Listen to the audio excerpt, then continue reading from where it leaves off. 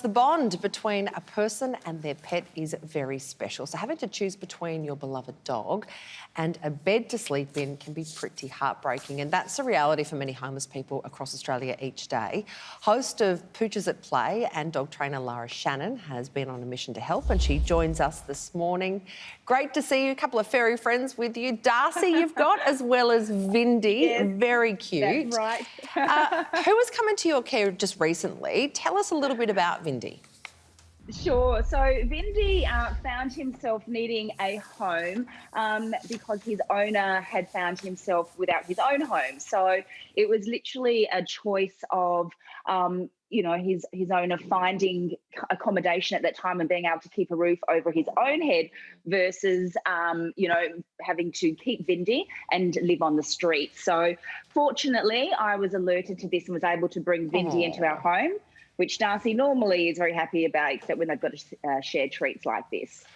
Lara, I just absolutely love that you're doing this, and it's a massive issue that a lot of people would not speak of. Just a little while ago, I actually met a guy who chose to live on the street after he'd gotten offered a public housing spot because it wouldn't let him take his dog, and his dog was like his best friend. It was the only friend he had who'd stuck by him through thick and thin. He couldn't bear the thought of being without it. How can we fix that problem? How can we know that public housing and stuff is under stress. How can we keep people and their pets together? It is really tough, and that is, often that's all they have is each other. So number one is, if the dog's safe and we can find some accommodation where both human and dog can be safe, then the ideal outcome is that they do stay together.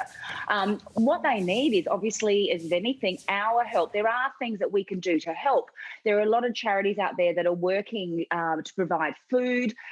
They're often providing, obviously, support and medical care for the animals. That's a really big need out there. So us at home, we can support those charities, groups like Pets of the Homeless and Second Chance Animal Rescue here in Victoria, because, of course, it's pretty tough right now in Victoria because there's not even any couch surfing, which was the situation here. You can't go to stay with friends. So we want to be helping those charities and, of course, becoming a foster carer, a short-term foster carer, so that you can take in a little dog like Vindy here and give them a roof while the person's getting back on their feet.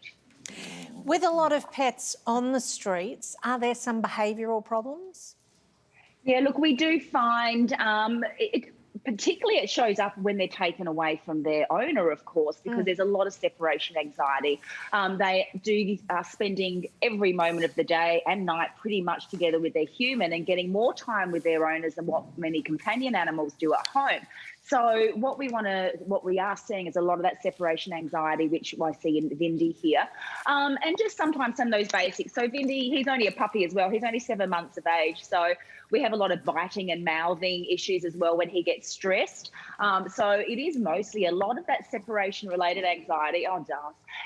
And obviously a bit of socialisation, learning where the boundaries are and how to not annoy your other furry housemates when you're staying there for a while. Oh, they love each other. They keep trying to kiss. It's so cute. They do. Darcy's just kind of like resource guarding over me a little bit.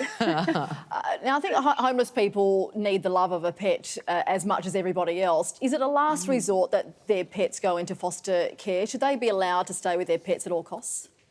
Yeah, we do really try because, as you said, there is that separation anxiety. So we want to try and keep them together. Emergency accommodation, and this is the same in domestic violence situations as well. One of the big problems we have is these shelters can't take the pets. So I guess we need, if we can, we need some flexibility there.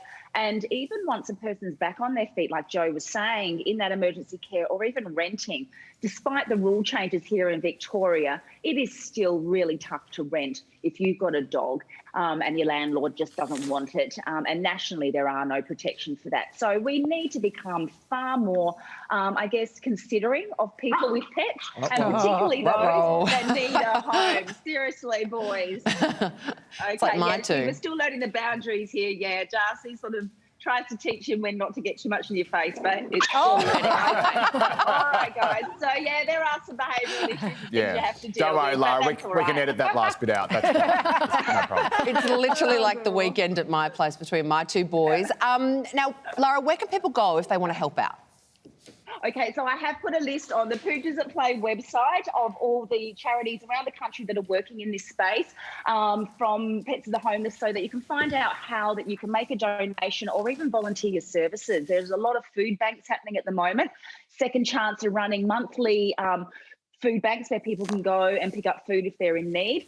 So jump on the poochesatplay.com website, have a look at the list in your state and see how you can help them. Lara, it's always great chatting with you. Hope the dogs behave. Thank you so much for joining us. They'll be right now. It's the limelight. Darcy wants it all the time and he's just not happy sharing it now. See you soon. Thank you. See you. Thanks. Thanks, Lara.